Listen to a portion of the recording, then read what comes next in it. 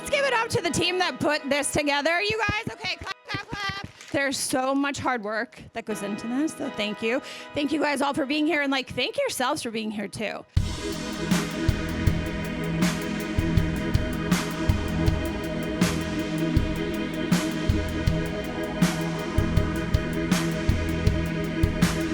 I'm so honored to be here. And yeah, we're gonna kick it off with this incredible panel of alumni. So my name is Dylan, and I am a software developer for Alumni Communications.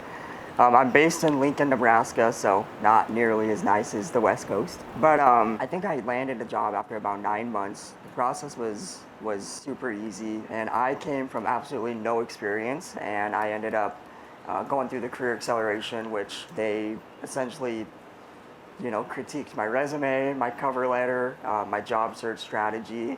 We did a couple of mock interviews, and the support throughout the whole boot camp was just phenomenal. I'm Jenny, and I'm a full stack software engineer with Booz Allen Hamilton.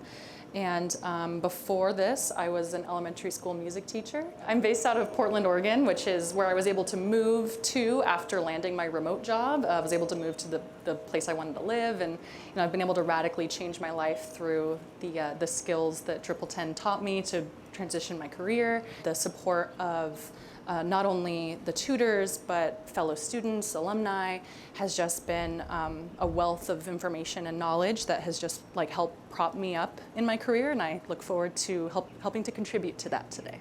I did a lot of odd jobs before I found TripleTen. I did construction, I did serving. My most recent job was I was throwing boxes in a warehouse. I got through TripleTen from a referral, actually from an employee.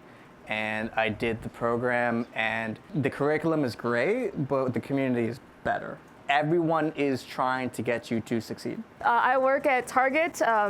Minneapolis is where Target is based out of, and was very lucky to land a job there right after I graduated. Before coding, I was a music therapist, and I worked with children, so a lot of stuff in common there. The transition really worked well for me, and I've been working at Target for almost 2 years now. I was an actor, I was a musician, and then most recently I was a TV producer. And then the pandemic happened, and that's when I started to kind of look around for what else I could do in terms of this career pivot.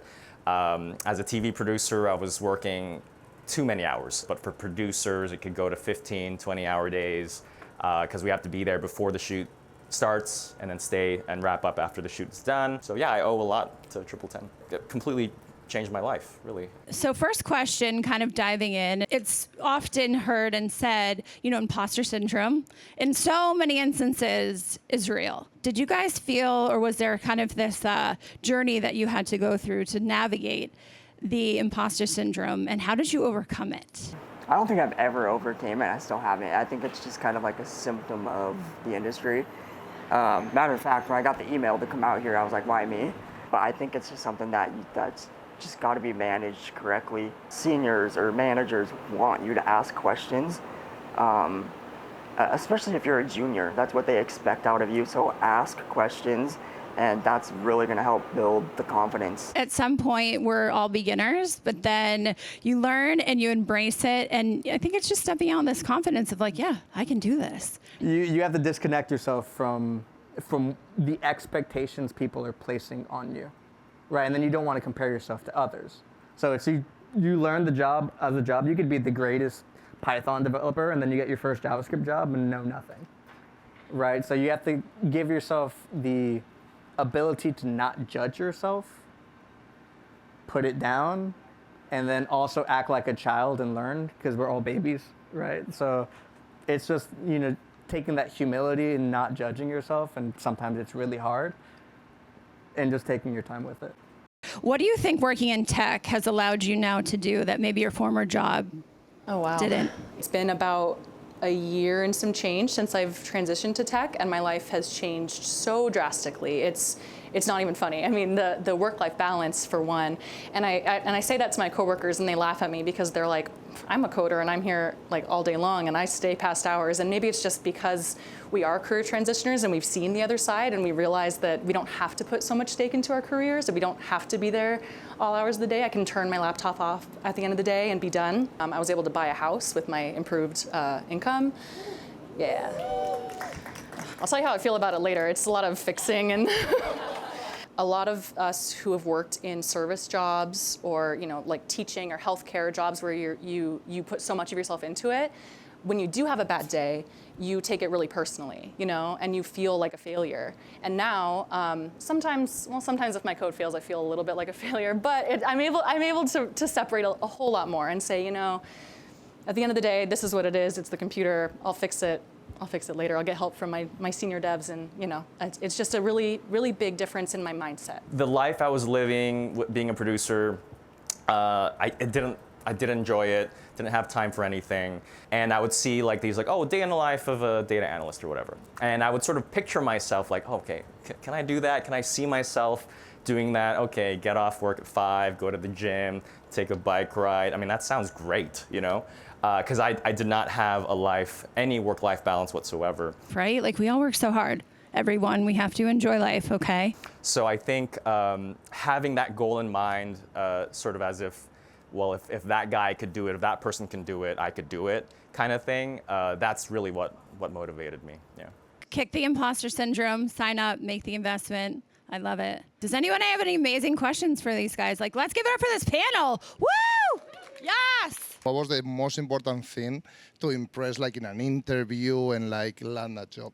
I think the most important thing is to apply. And I mean that in the most direct way because a lot of people are scared to even apply, right? So you can't get the interview if you don't do the application. So I think if you take the time to apply, and unfortunately for the first job, you probably will be applying a lot, that's okay. But then that initial timidity will fall away because you've taken the time. I would also add, I would encourage everybody to try to focus on the design instead of the syntax. Syntax, you can always read it on a website, Google it, it literally comes right up for you. You can tell me to type async, I'll type it, async dot, whatever.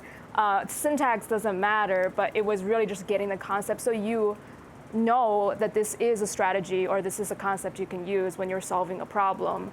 And once you know that, then you can go look up how to actually do the async dot, where does the dot go, where's the curly bracket, it doesn't matter, but what matters is you grasp the concept and you know that it's a tool for you to use.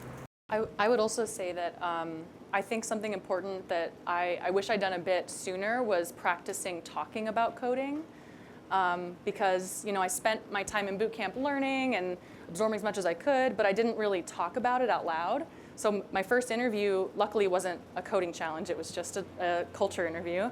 But then I kind of was like, I don't think I've said the word JavaScript out loud, perhaps, So I think one of the most important things is just practicing that confidence. So I think that ties into just applying, right? But rubber ducking it. Rubber ducky. Just talking about what you know and being confident in what you know. I was chatting with Jenny earlier, and both of our jobs came from a network, and actually mine ended up coming from a network of a network.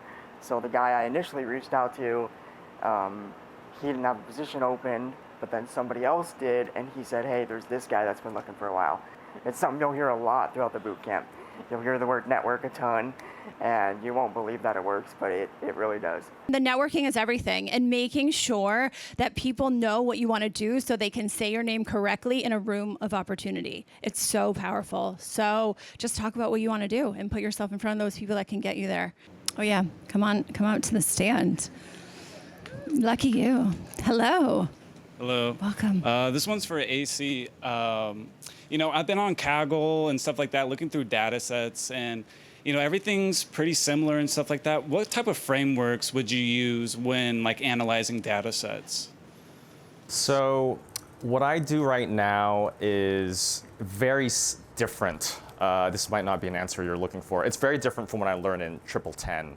But in TripleTen, I learned a lot of Python and SQL and all that kind of stuff, how to clean it, aggregate data, right, get it prepped. I don't use any of that at all now. I use Excel, I use Tableau still, a little bit of SQL, but I think the tool doesn't really matter as long as you understand what you're doing, like the concept is, because the tools will always change. Understanding just the general process of how to handle the data set, clean it, analyze it, and then interpret it for the client in a way that they can understand, I'm sure. So you're in the data analyst program? Yeah.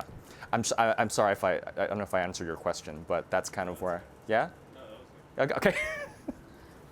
Thank you guys so much. All right, can we give it up for this panel? Like, woo!